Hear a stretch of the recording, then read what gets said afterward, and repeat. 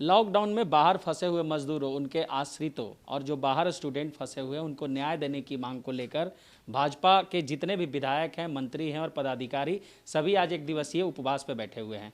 अभी हम भाजपा के प्रदेश अध्यक्ष दीपक प्रकाश जी के पास हैं। दीपक जी, क्या कुछ मामला है जिसको लेकर आज इतने दिनों के लॉकडाउन के बाद आपको धरने पे बैठना पड़ा?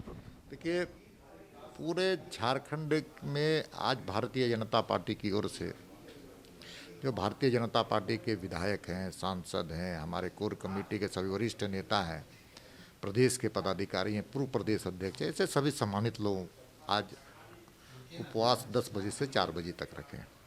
और रखने का मूल उद्देश्य ये है कि राज्य में एक बड़ी संख्या बाहर जाकर यहाँ के मजदूर, किसान, नौजवान, कामगार जिसको कह सकते हैं, बाहर जाकर काम करते हैं। और जब काम करते हैं तो ऐसी परिस्थिति जब आई है तो उनकी सूद लेने की जिम्मेदारी राज्य सरकार को है।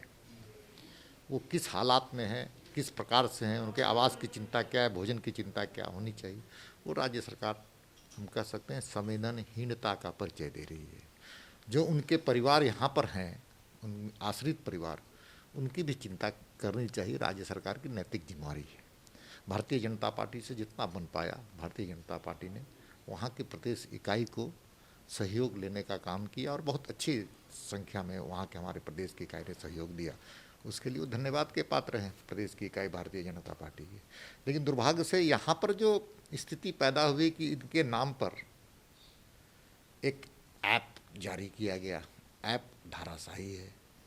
जो नोडल अफसर नियुक्त किए गए बड़े वरिष्ठ नौकरशाह, उनके टेलीफोन, मोबाइल नंबर दिए गए, उठते नहीं हैं।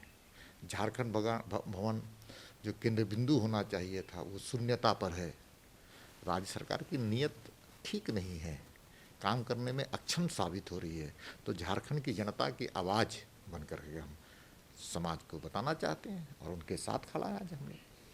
आप उन पे आरोप लगा रहे हैं जबकि राज्य सरकार का कहना है कि वो काम कर रहे हैं लेकिन केंद्र सरकार का सहयोग नहीं मिल रहा है, जिसके कारण न बाहर के स्टूडेंट आ पा रहे हैं, न मजदूर आ पा रहे हैं और न ही यहाँ व्यवस्थित जांच का जो किट है वो मिल पा रहा है। देखिए, बड़ा दुर्भाग्य है, केंद्र की सरकार ने दोनों हाथ से मदद देने का काम किया, चाहे वो किसान का सवाल हो, किसान के को राशि देने का काम किया, पैसे आर्थिक रूप से मदद करने का काम किया।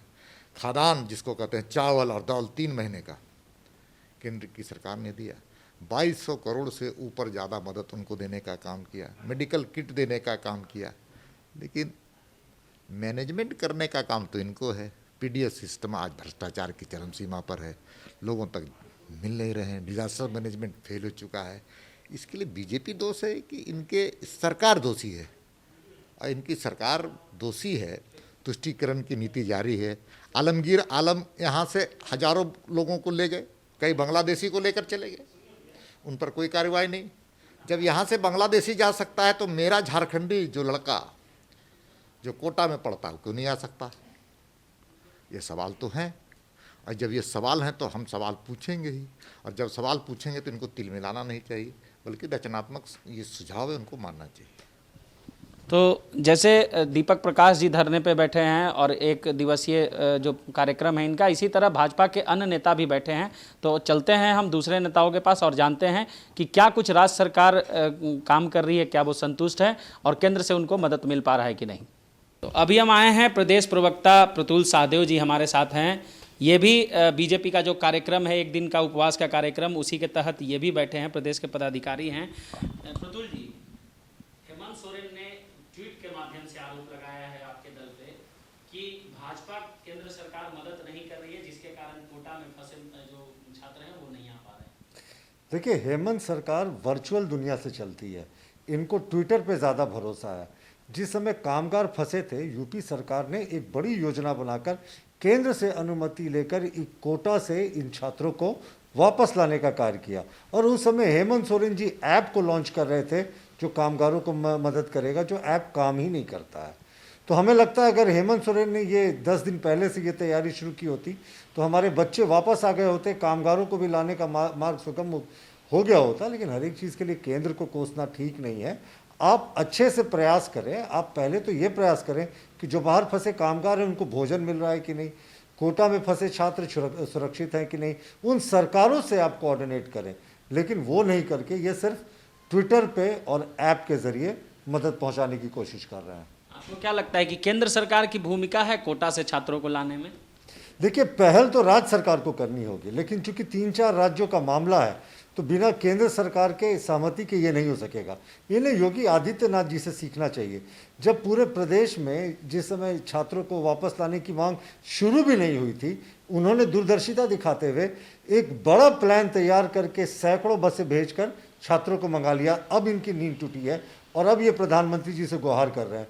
तो जैसे जैसे संक्रमण बढ़ रहा है, ये परमिशन मिलने की गुंजाइश कम होती जाएगी।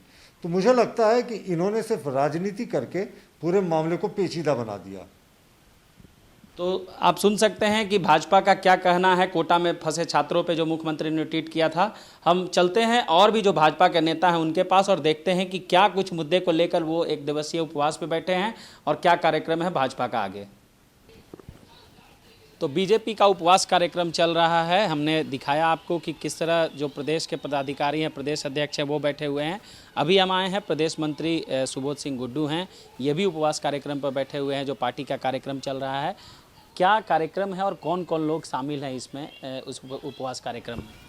भाजपा के प्रदेश के अध्यक्ष आदरणीय श्री दीपक प्रकाश जी और संगठन महामंत्री आदरणीय श्री धर्मपाल जी के निर्देश पे भारतीय जनता पार्टी झारखंड प्रदेश के सभी सम्मानित पदाधिकारीगण, सभी सांसदगण, सभी सम्मानित विधायकगण और मोर्चा के अध्यक्षगण, मीडिया प्रवक्तागण, जिला के अध्यक्षगण आज सभी अपने आवास पे 6 घंटे के उपवास में बैठे हैं।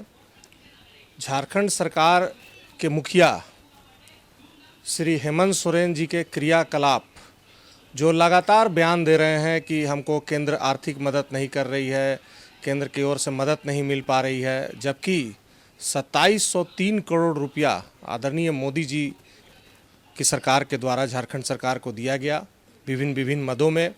उसके बाद इस तरह का विधवा विलाप, जिस प्रकार से झारखंड के मजदूर जो अन्य प्रांतों में फंसे हुए हैं, जिस प्रकार से झारखंड के छात्र जो कोटा सहित अन्य राज्यों में फंसे हुए हैं, और आप देखे होंगे कि उत्तर प्रदेश की सरकार, योगी जी की सरकार बसें भेज करके उन छात्रों को लाने का काम की है, और झारखंड की सरकार, हेमंत सोरेन की सरकार अभी तक सिर्फ विधवा विलाप कर रही है, जनता को ठग रही है, गुमराह कर रही है।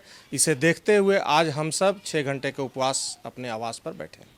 अच्छा, सरकार का कहना है कि यहाँ मुख्यमंत्री दीदी किचन, गरीबों को भोजन, सब तरह का राहत दिया जा रहा है, उनके तरफ से सारा कुछ किया जा रहा है, लेकिन आपके तरफ से, केंद्र के तरफ से मदद नहीं मिल रहा है।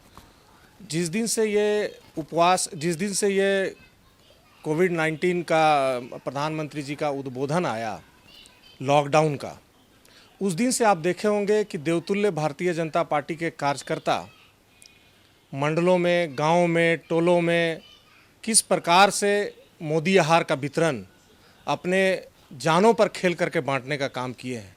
अगर आज सरकार के भरोसे यहाँ की जनता रहती तो यहाँ का परिणाम क्या होता भगवान जानते हैं।